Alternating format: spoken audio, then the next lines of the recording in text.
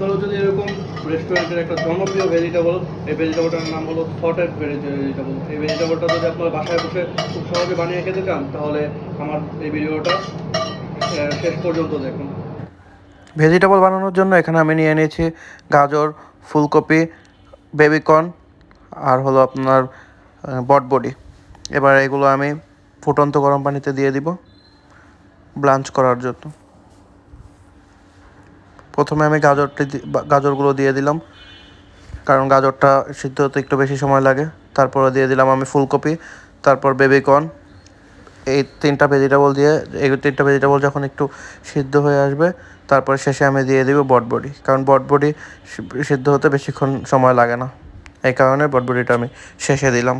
তারপরে একটু নেড়ে বয়েল করে নিব। তারপর আমি এখানে ঠান্ডা পানির ভিতরে ভেজিটেবলগুলো নামিয়ে নিচ্ছি, যেন এই ভেজিটেবলগুলো তাড়াতাড়ি ঠান্ডা হয়ে যায় এবং কুকিং প্রসেসটা এখানে থেমে যায়।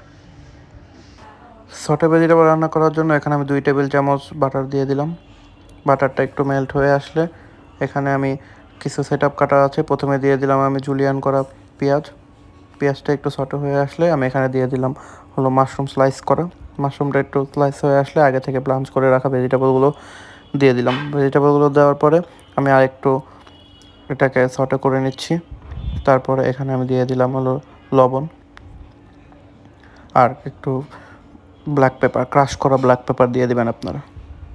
তারপর সটে করে নেব, ভালোভাবে হিট করে নেব আমি ভেজিটেবল ভালো করে হিট হয়ে গেলে এখানে আমি দিয়ে দেবো গার্লিকটা আমি আগে দিই নেই, কারণ গার্লিকটা আগে দিলে গার্লিকটা পুড়ে যায়, তাই গার্লিকটা আমি একটু পরেই দিই। তারপরে সর্বশেষ আমি দিয়ে দেবো এখানে 2 কালারের ক্যাপসিকাম দিয়ে ভালোভাবে আমি ভেজিটেবলটাকে আরও বেশি হিট করে নেব। এবার আপনিও বাসায় বসে বানিয়ে খেয়ে দেখুন যে এই ভেজিটেবলটা কেমন হয়।